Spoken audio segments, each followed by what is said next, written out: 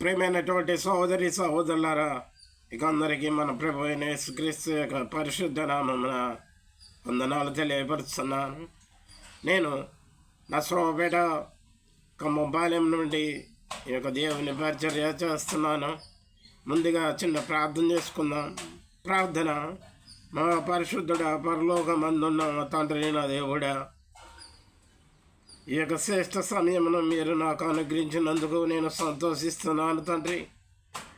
మీ కుమారునికి సాక్షిగా ఉండి ఆయన యొక్క చరిత్రలను నా మరణార్థం వరకు ప్రకటించాల్సినటువంటి భారం మీరు నా పైన మోపి ఉన్నారు కనుక తండ్రి, బ్రతుకుడు అయితే క్రీస్తు కొరకే, సావు అయితే నాకు లాభమే అని అపొస్తలుడైన పౌలు చెప్పినట్లుగా నేను నా జీవితాన్ని సమర్పించుకొని ఉన్నాను తండ్రి.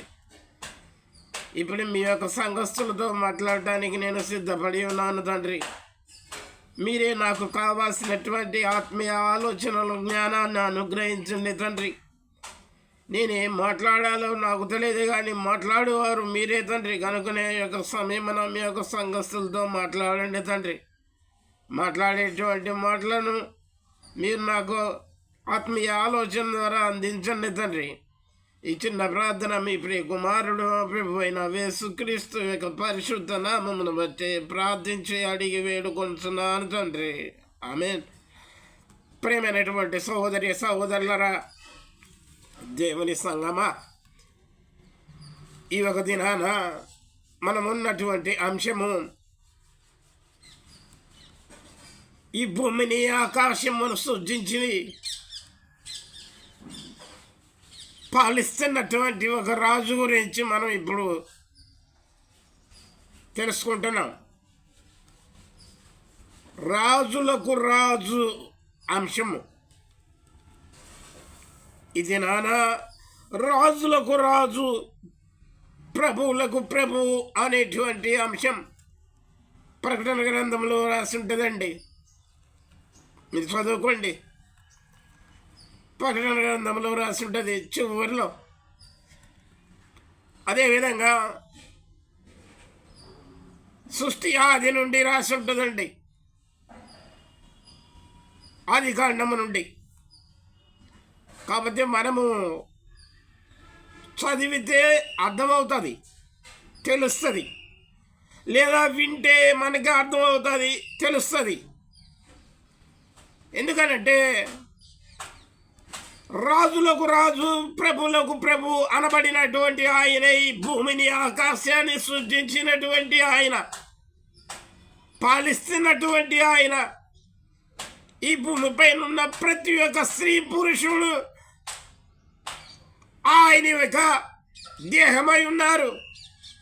ఆయన శిరసై ఉన్నాడు. రాజు అనగా శిరసండి. ప్రియమైనటువంటి సహోదరి సహోదరులరా, ఈ యొక్క దినాన మనం ఉన్నటువంటి అంశంలో కొన్ని రిఫరెన్సులు ఉంటాయి. వాటిని నేను ముందుగానే మీకు నేను తెలియపరుస్తాను. వినండి శ్రద్ధగా. బైబిల్ ఉన్నవారు బైబిల్ తీసి జ్ఞానించుకోండి. జ్ఞానవంతులు బైబిల్ లేని వారు విని విశ్వసించండి. వాక్యాలన్నీ చదవాలంటే దేవుడు నాకు చదివి ఇవ్వలేదు, కాకపోతే నేను చదివి రాసుకొని చెప్తున్నాను మీకు. ఇప్పుడు మనం ఉన్నటువంటి అంశము రాజులకు రాజు, ప్రభువులకు ప్రభు అనబడినటువంటి అంశం మన దేవుడండి. ఆ యొక్క దేవుడు ఏలుతున్నటువంటి సమయంలో దేవుని ప్రజలు అనబడినటువంటి ఇశ్రాయేలీయులు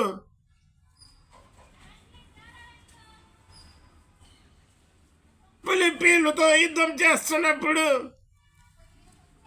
లేక అమలేకీయులతో యుద్ధం చేస్తున్నప్పుడు, లేక విరగోహులతో యుద్ధం చేస్తున్నప్పుడు, ఆ యుద్ధానికి వచ్చినటువంటి శూరులకు ఒక రాజు ఉంటాడటండి. ఆ రాజు పంపిస్తేనే వీళ్ళు వచ్చి యుద్ధాలు చేస్తారు. కానీ ఆ రోజులలో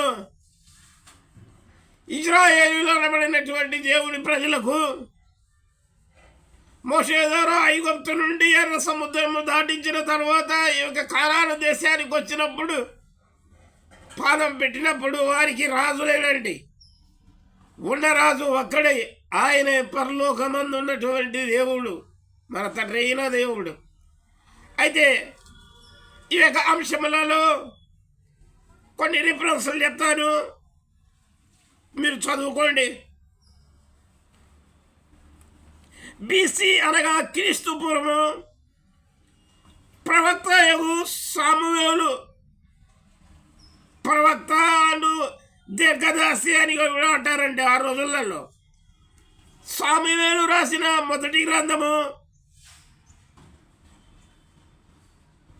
ఈ మొదటి గ్రంథములో జస్ట్ 10వ అధ్యాయం నుండి 15వ అధ్యాయం వరకు మీరు చదువుకుంటే మొట్టమొదటి రాజుగా మనము చూస్తామండి. అది ఇంపార్టెంట్గా చెప్పాలంటే 12వ అధ్యాయము 12వ వచనములో ఉంటుందండి సౌలు గురించి. ఈ సౌలుని దేవుడు ఎన్నికించుకున్నాడు బెన్యామీను గోత్రములో నుండి. ఆ తర్వాత అదే పాత నిబంధన,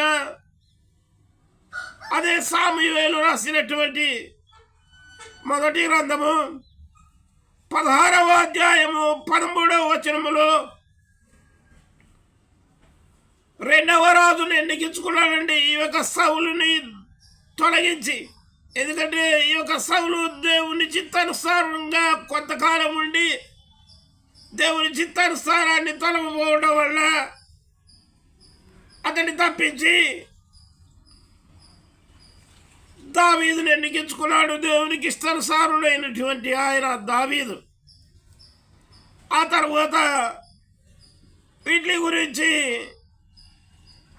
రాజు యొక్క పుట్టుకల గురించి మన క్రీస్తు శకము 1వ శతాబ్దంలో అపోస్తలుడైన మత్తయి గారు రాసినటువంటి సువార్త 2వ అధ్యాయము 5వ వచనం రిఫరెన్స్ ప్రవచనం ఉంటుందండి. ఆ ప్రవచనము బీసీ కాలంలో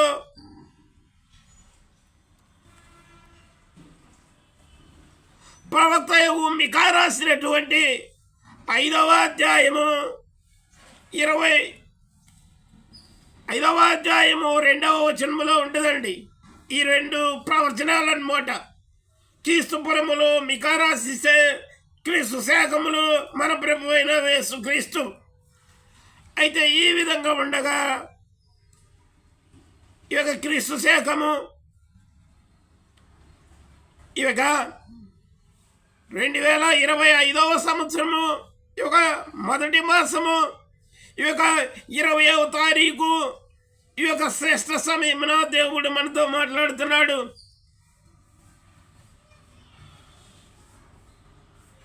యోహాను రాసిన ప్రకటన గ్రంథము 19వ అధ్యాయము 16వ వచనంలో స్పష్టంగా దేవుని మాటలు రాసి ఉంటాయండి. రాజులకు రాజును, ప్రభువులకు ప్రభువును అని. ఈ యొక్క రాజులకు రాజు, ప్రభువులకు ప్రభువు అనబడినటువంటి 6 ఉంటారండి. తండ్రి అయిన దేవుడు, కుమారుడైన దేవుడు, పరిశుద్ధాత్ముడైన దైవదూతలు. ఈ 3 మనుషులమైన మనకి తెలియపరుస్తున్నటువంటి మాటలు. అదేవిధంగా ఈ యొక్క క్రీస్తు శకము అపోస్తలుడైన మత్తయి రాసిన సువార్త 27వ అధ్యాయము 11వ వచనము నేను చదివి వినిపించాలని ఆశపడుతున్నాను. మీ వద్ద బైబిల్ ఉంటే బైబిల్ తీసి చూడండి. బైబిల్ లేని వారు వినండి, విశ్వసించండి. నేను చదివి వినిపిస్తున్నాను దేవుడు నాకు ఇచ్చిన జ్ఞానం చొప్పున.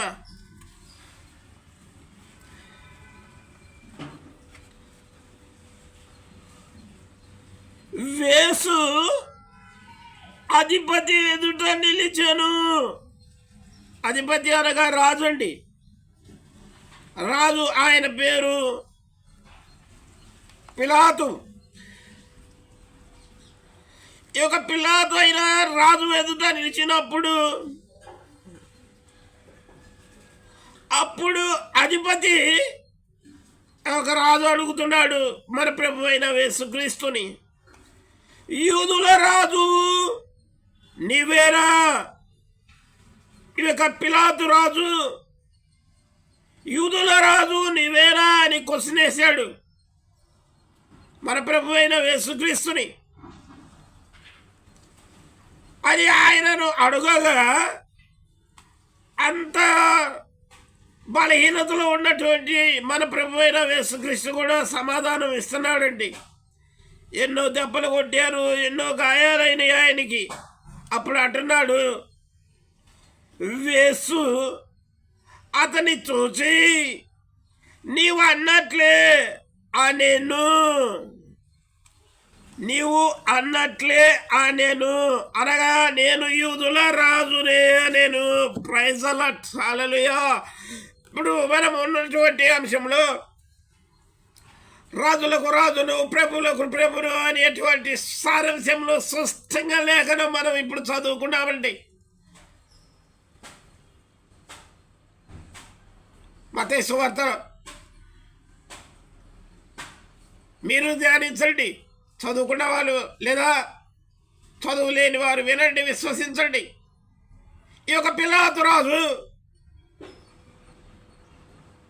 నేను రాజునైనటువంటి అయినను యూదులకు నేను రాజునైనటువంటి వాళ్ళను అయినను నీవు యూదుల రాజు అని క్వశ్చన్ వేశాడు.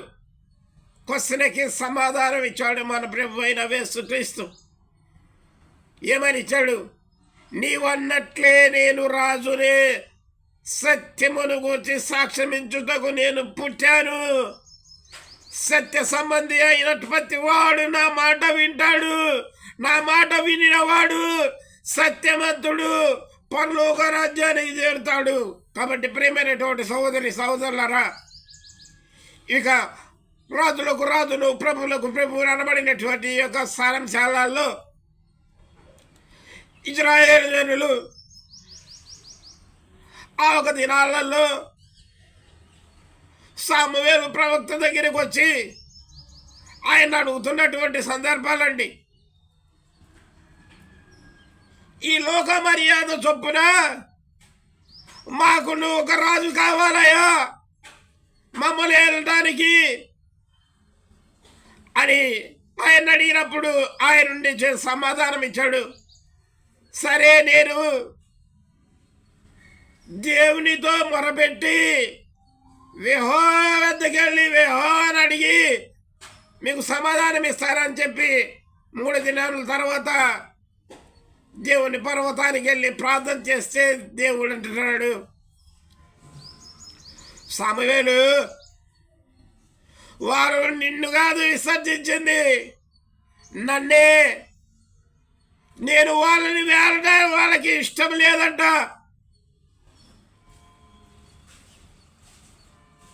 ఆయన రాజు అయి ఉన్నటువంటి ఆయన, రాజులకు రాజు ప్రభువులకు ప్రభు అయినటువంటి ఆయన, ఐగుప్తులో ఉన్నటువంటి ఒక ఫరో రాజు చేతిలో నుండి ఒక దసత్యంలో నుండి విడుదల చేయించినటువంటి గొప్ప రాజు. చూడండి, ఇలాంటి గొప్ప రాజు ఉంటే పరలోకం ముందు భూమి అందు ఇలా అడుగుతున్నారు, మాకు ఇలా కదయ్యా, మమ్మల్ని వెళ్ళడానికి మాకు ఒక రాజు కావాలయ్యా అంటే, సరేనని బెన్యామీను గోత్రములో నుండి ఆ కృష్ణ కుమారుడైన సౌలుని రాజుగా అభిషేకించిన తర్వాత కొంతకాలానికి ఈ యొక్క రాజు దేవుని యొక్క ఇష్టానుసారంగా లేకపోవటం వల్ల దురాత్మ వచ్చి వారిని పీడిస్తున్నటువంటి సందర్భంలో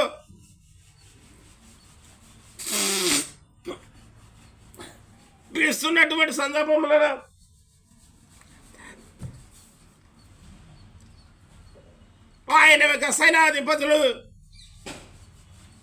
ఈ యొక్క దురాత్మ పోవాలంటే నీకు వీణే శబ్దం కావాలయా, వీణే శబ్దం కావాలంటే వీణే వాడించేటువంటి వాడిని ఒకటి తీసుకొస్తానని చెప్పి దావీదుని తీసుకొస్తున్న తర్వాత వీణ వాయిస్తూ ఉండగా కొంతకాలానికి దురాత్మ ఆయన వదిలి వెళ్ళిపోవడంతో మనం చూస్తున్నటువంటి లేఖనాలు ఉన్నాయండి, చదువుకోండి, మీరు తెలుస్తుంది. చదివితే తెలుస్తుంది, లేదా వినండి తెలుస్తుంది. అయితే ఇలా కొంతకాలం గడిచిన తర్వాత ఈ యొక్క సౌలుకు ఉన్నటువంటి ఆ యొక్క దురాత్మను దావీదు గారు వెళ్ళగొట్టిన తర్వాత మరలా రాజ్య పరిపాలన చేస్తున్నటువంటి సందర్భంలో దేవుడు అభిషేకించినటువంటి ఆయన ఈ యొక్క దావీదు గారు. ఈ దావీదు గారు బెతలహేము అనబడిన గ్రామంలో యెషయా కుమారుడండి. బెతలహేము గ్రామం చాలా స్వల్పమైనది, చాలా చిన్నది. ఒక యూదయ దేశంలో యెరూషలేము పట్టణానికి పక్కనున్నటువంటి పల్లెటూరు. అయితే ఈ యెషయాకి 7 కుమారులు కళ్ళ ఎదుట ఉన్నారు. పెద్దవాడి మొదలుకొని చిన్నవాడి వరకు దేవుడు కోరుకుంది ఇతనే ఇతనే ఇతనే అనుకుంటా ఉంటున్నారు ఈ యొక్క సామువేలు. కానీ వారు ఎవరు కాదంట. దేవుడు చెప్పాడు, వీళ్ళు ఎవరు కాదు, వారి రూపాన్ని వారి విధానాన్ని నువ్వు పట్టించుకోవద్దు సామువేలు, వీళ్ళు కాదు. యెషయాతోటి నువ్వు ఒక మాట్లాడు, యెషయా నీ కుమారులందరూ ఇక్కడే ఉన్నారా అని అడిగాడండి. యెషయా గారుండి సామువేలు గారికి ఒక సమాధానం ఇచ్చాడు, అయ్యా కడసరివాడు ఒకడున్నాడు. కడసరివాడు అంటే చిన్నవాడు అని అర్థం. 8వ వాడు. ఆ వాడు ప్రస్తుతం ఇక్కడ లేడు, కానీ గొర్రెలను మేపుకోవడానికి అడవికి వెళ్ళాడయా అని సెలవిస్తే సామువేలుండి అతన్ని పిలిపించు, అప్పటి వరకు మేము ఇక్కడే కూర్చుంటామని వాగ్దానం చేసినాక దావీదుని పిలిపిస్తే దావీదుని చూశాడు ఈ యొక్క సామువేలు. మంచి నేత్రములు కలిగివాడు, మంచి ఎర్రనివాడు, మంచి సుందరుడు, దేవుని యొక్క దృష్టికి అనుకూలమైనటువంటి వాడు, మంచి ఆత్మ కలిగినటువంటి వాడు, మంచి ఆలోచన కలిగినటువంటి వాడు, దేవుని చిత్తానుసారుడైనటువంటి వాడు. అప్పుడు దేవుడు అంటున్నాడు సామువేలుతోటి, ఇతడే నేను ఏర్పరచుకున్నది, ఇతన్ని అభిషేకించమన్నప్పుడు ఆ ఒక తేలిపు కొమ్మును తన ఒక సహోదరుల ముందే తన తలపైన పోసి అభిషేకించాడండి. 2 రాజు, 2వ రాజు. ఈ 2వ రాజు ఎవరండి? యూద వంశస్థుడండి. యూద వంశస్థుడైన యెషయా కుమారుడు, యూదులో రాజు దావీదండి. దావీదు సంతానము నుండి వచ్చినటువంటి వారు అదవుతుందా? ఈ దావీదు సంతానము నుండి వచ్చినటువంటి వారు మన ప్రభు అయిన యేసుక్రీస్తు తల్లి యొక్క భర్త వేసేబండి. దేవుడు వాగ్దానం చేసినట్లుగా యూదుల రాజును ఏర్పరచుకున్నాడు. అందుకనే మన ప్రభు అయిన యేసుక్రీస్తు జననం గురించి కూడా స్పష్టంగా రాసి ఉంటాయండి. మత్తయి సువార్తలో చదువుకోండి, మీకు మత్తయి సువార్త కాదు 4 సువార్తలలో రాసే ఉంటాయి. అయితే ప్రియమైన సహోదరులారా, రాజులకు రాజును ప్రభువులకు ప్రభు అయినటువంటి మన తండ్రి అయిన దేవుడు, కుమారుడైన దేవుడు, పరిశుద్ధాత్మ యొక్క దేవుడు మనలను పరిపాలిస్తున్నారు. మనకి ఈ రాజులు కావాలా, లేక ఈ లోక సంబంధమైనటువంటి రాజులు కావాలా? ఈ లోక సంబంధమైనటువంటి రాజులు చాలా భారమైనటువంటి నెత్తినేస్తారంటండి. అందుకని సామువేలు ఇజ్రాయేల్ జనులతో చెప్పాడండి. ఏమని చెప్పాడో తెలుసా? మీకు తెలియదయ్యా రాజు పరిపాలన ఏంటో, రాజు విధానం ఏమిటో, రాజు యొక్క ఆజ్ఞలేంటో వివరిస్తున్నాను వినండి అని చెప్పాడండి. ఏమని చెప్పాడంటే, మీ గొర్రెల్లో కానీ మేకల్లో కానీ మీకు కలిగిన సమస్తములోనే కానీ 10వ వంతు రాజుగారికి ఇవ్వాలి. ఎవరికి? రాజు లేనప్పుడు దేవుడికి ఇస్తున్నారు 10వ వంతు. మోషే ద్వారా ఇచ్చినటువంటి 10 కామెంట్స్ అండి. అయితే ఇప్పుడు మాత్రం మీరు రాజుకి ఇవ్వాలి. నీకు కుమారులు ఉన్నారనుకో, ఆ కుమారులు బలశాలులో ఉన్నారనుకో, వారిని ఇంకా నీ దగ్గర ఉంచుకోవడానికి లేదు. రాజు సైన్యానికి అప్పగించాల్సిందే. వాడు సైన్యంలో చేరాల్సిందే. వాడు రాజు చెప్పినట్టుగా ఏ దేశం వస్తువుల మీదకు పోయినా కానీ యుద్ధానికి పోవాల్సిందే. ఒకవేళ ఆడపిల్లలు ఉన్నారనుకో, రాజుగారింట్లో పని చేయడానికి పని మనుషులుగా పోవాల్సిందే. అర్థమవుతుందా? నీ దగ్గర డబ్బులు 1,00,000 రూపాయలు ఉన్నాయనుకో, అర్థమవుతుందా? 1,00,000 రూపాయలు ఉన్నాయంటే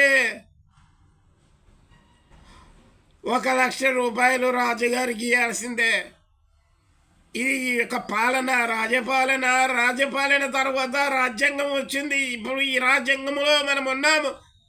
ఈ రాజ్యాంగంలో ఈ యొక్క రాజ్య పరిపాలనలో ఆనాటి నుండి ఈనాటి వరకు రాజులు ఏలుతూనే ఉన్నారు. రాజుల తర్వాత రాజాధిపతులు వచ్చారు. వారేనండి ప్రెసిడెంట్లు, ప్రధానులు అనబడినటువంటి వారు. ఇప్పుడు ఉన్న మన ఇండియా ప్రెసిడెంట్, ప్రధాని ఎవరండి? మోదీ గారండి. మోదీ గారు ఇచ్చిన ఆజ్ఞ ప్రకారమే మనం నడుచుకుంటున్నాం. మోదీ గారు ఇచ్చిన ఆజ్ఞ ప్రకారమే మనం జీవిస్తున్నాం. ఆ తర్వాత రాష్ట్రాల్లో మంత్రిత్వం ఉందండి. ఈ మంత్రులు చెప్పినట్టుగానే నడుచుకుంటున్నాం. రాజులు, అధికారులు, అధిపతులు అనబడినటువంటి సారాంశాలు వస్తూ ఉన్నాయి. అయితే ప్రియమైన సహోదరులారా, రాజులకు రాజును, ప్రభులకు ప్రభు అయినటువంటి మన ప్రభు అయిన యేసుక్రీస్తు సర్వశక్తి కలిగిన దేవుడు. ఆయన నిన్న ఈ యొక్క భూమి పైన నుండి ఆయన ఉన్నటువంటి పరలోకానికి తీసుకెళ్తాడు. ఎలా తీసుకెళ్తాడు? ఆయన వాక్యానుసారంగా అనుసరించు. ఆయనను నీ రాజుగా ఒప్పుకో. ఆయన నీ రాజుగా అంగీకరించి ఆయన ఆజ్ఞలను ఫాలోవు. ఆయన ఇచ్చిన ఆజ్ఞకు లోబడు. ఆయన ఇచ్చిన ఆజ్ఞలో నీవు జీవించావంటే నిన్ను పరలోకానికి తీసుకెళ్తాడు. ఇప్పుడు సంబంధమైనటువంటి ఈ ప్రపంచంలో ఉన్న ఏ దేశపు రాజు ఇచ్చిన ఆజ్ఞలో ఉన్నా కానీ పరలోక రాజ్యం చేరలేవు.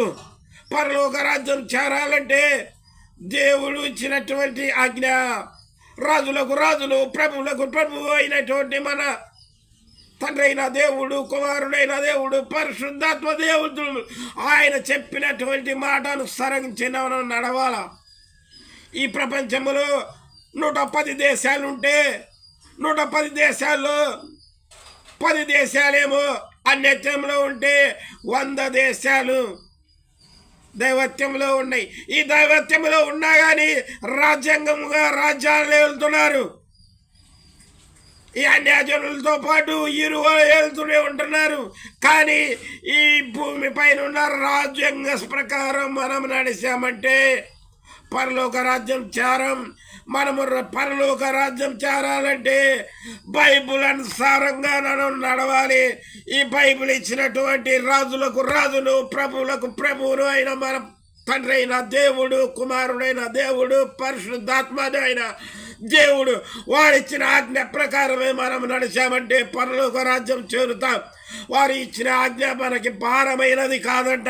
అందుకని మన ప్రభు అయిన యేసుక్రీస్తు ప్రకటిస్తున్నటువంటి సమయంలో స్పష్టంగా పలికిన లేఖనాలండి ఏమిటంటే,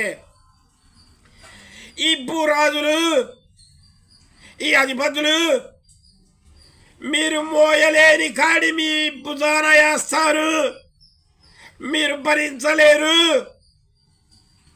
కాబట్టి నా మాట విని, ఏమంటున్నాడు? నా మాట విని నా కాడిని మీ భుజాన వేసుకోండి. నా కాడి ఎంతో సులువైనది, తేలికది. భారమైనది కాదు. అదవుతుందా? మళ్ళీ చెప్పాలా? మన రాజు ఇచ్చిన ఆజ్ఞ అండి. ఈ భూ సంబంధమైన రాజులు ఇచ్చిన నాధిపతులు ఇచ్చిన ఆజ్ఞ కాదు. మన పరలోకమందు ఉన్న మన తండ్రి అయినా దేవుడు ఇచ్చిన ఆజ్ఞ.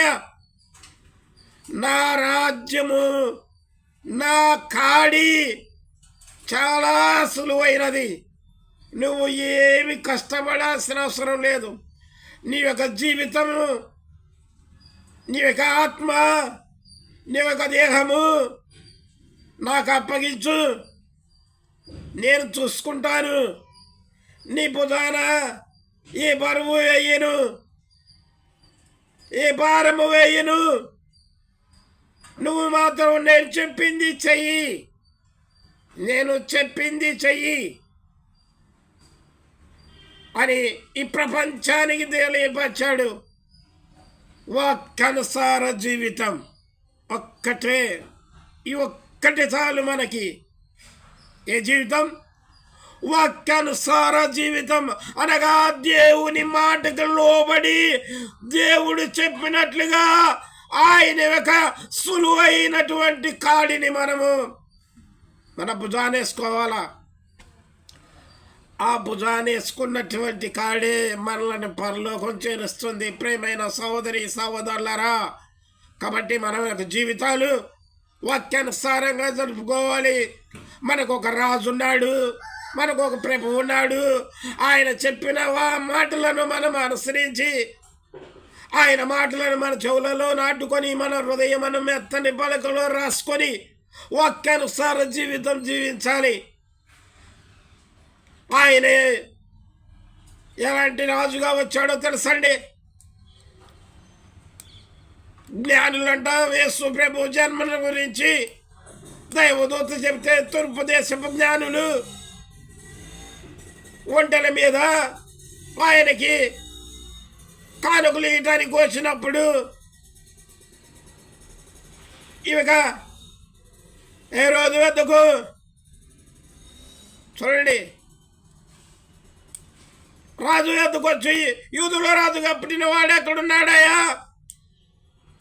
దగ్గర మేము చుక్కను చూసి వచ్చాము అని అడిగితే, వాడి యొక్క ఇంట్లో వాని యొక్క భార్యలు గర్భవతులు ఉంటే వారేమన్నా కన్నారేమో అనుకొని సంతోషించి పోయి చూస్తే అక్కడ ఎవరు కనలేదండి.